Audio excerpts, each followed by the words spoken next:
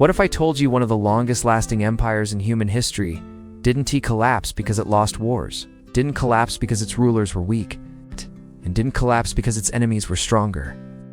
What if the real force that slowly hollowed out the Ottoman Empire was something far more invisible, something that bleed doesn't march, and doesn't need an army? Money. For more than 600 years, the Ottoman Empire controlled the crossroads of global trade. It taxed continents. It monopolized routes that connected Asia, Europe, and Africa. It ruled over some of the richest cities on Earth. And yet, by the end, it was drowning in debt, begging European bankers for loans, and losing sovereignty, not on battlefields, but on balance sheets.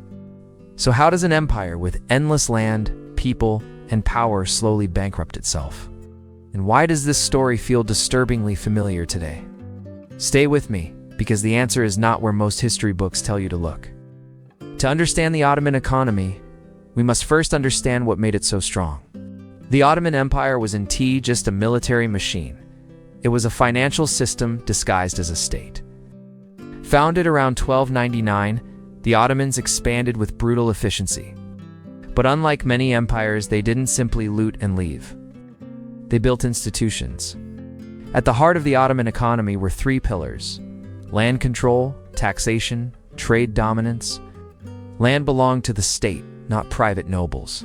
This was revolutionary. Instead of feudal lords owning everything, the Ottomans used the Timar system. Land was granted to soldiers and officials in exchange for service. Taxes from that land funded the army. This created a powerful feedback loop. Land produced taxes, taxes funded soldiers, soldiers conquered more land. As long as expansion continued, the system thrived. Trade made it even stronger. Constantinople, later Istanbul, sat at the center of global commerce. Silk from China, spices from India, gold from Africa. Goods flowing between East and West had to pass through Ottoman territory, and the Ottomans taxed everything. For centuries, Europe needed the Ottoman Empire more than the Ottomans needed Europe. But this balance would not last. Between the 15th and 16th centuries, the Ottoman economy was one of the most advanced in the world. The state carefully regulated prices, wages, and supply. Grain prices were controlled to prevent famine. Artisans were organized into guilds. Markets were supervised to avoid speculation. The currency, the aki, was stable. Taxes were predictable.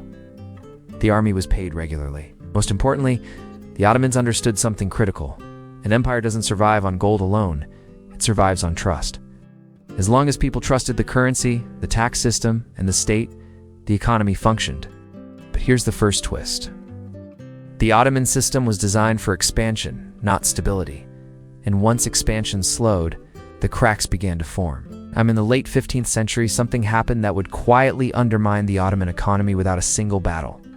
European ships found new routes to Asia. Portugal sailed around Africa. Spain crossed the Atlantic. Suddenly, global trade began to bypass Ottoman lands entirely. Spices no longer needed to pass through Istanbul. Silk no longer needed Ottoman roads. Trade revenues declined. At the same time, Europe experienced an influx of silver from the New World. Massive quantities of precious metal flooded European economies, and that silver flowed into Ottoman markets. At first, this seemed like prosperity, but in reality, it triggered inflation. The aki lost value. Prices rose. Soldiers demanded higher pay. Tax revenues failed to keep up with costs. So the state made a decision that would haunt it for centuries. They debased the currency. Less silver, same face value, short-term relief, long-term disaster. Trust began to erode. By the 17th century, the old Ottoman economic model was breaking down. The Timar system collapsed because land revenues could no longer support the army. So the state turned to tax farming, selling the right to collect taxes to private individuals. This was efficient at first. The tax farmers had one goal: extract as much as possible, as fast as possible. Peasants were squeezed. Rural populations fled. Agricultural output declined. Less production meant less revenue. To compensate, taxes increased further. This created a vicious cycle. High taxes reduced productivity. Lower productivity reduced revenue. Reduced revenue increased taxes at the same time. Military costs exploded. Gunpowder warfare made armies expensive. Cannons, muskets, fortifications, salaries, the Ottoman military. Once funded by land, now required cash. And the empire didn't have enough. So it did what struggling states always do. It borrowed. By the 18th and 19th centuries, the Ottoman Empire was no longer economically independent. European banks offered loans with conditions, high interest rates, control over customs revenue, influence over policy. Eventually, the Ottomans defaulted. In 1881, the Ottoman Public Debt Administration was created, run largely by European creditors. Foreign powers now controlled salt taxes, tobacco monopolies, customs duties. This wasn't conquest by armies. This was conquest by spreadsheets. The empire still existed on maps, but its economic sovereignty was gone. When World War I arrived, the Ottoman economy was already exhausted. The war didn't kill the empire, it merely finished the job. To be fair, the Ottomans tried to save themselves. The Tanzimat reforms attempted modernization. New tax systems, new banks, new laws, new currencies. But reforms require time. And time was the one thing the empire no longer had. Each reform increased dependence on foreign capital. Each modernization deepened debt. The system was no longer broken, it was trapped. Now here's where history stops being comfortable, because the Ottoman story is not unique. Empires today don't fall from invasions. They fall from debt overload, currency, devaluation, trade dependency, loss of financial sovereignty. Today, global debt exceeds $300 trillion. Many countries spend more servicing debt than on education or healthcare. Currencies lose value not through war but through policy.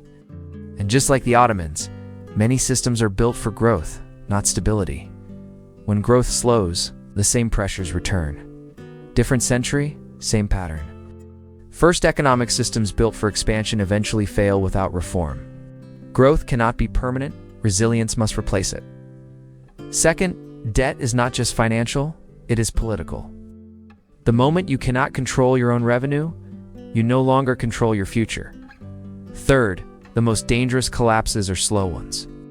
By the time people notice, the damage is already irreversible. The Ottoman Empire didn't wake up one day and collapse. It eroded. Quietly, gradually, logically, and that's what makes it terrifying. Because history doesn't repeat itself loudly, it repeats itself patiently. If you want more stories like this, where money, power, and history collide, subscribe to the channel. Because the past isn't dead, it's watching us. It's waiting to see if we learned anything at all.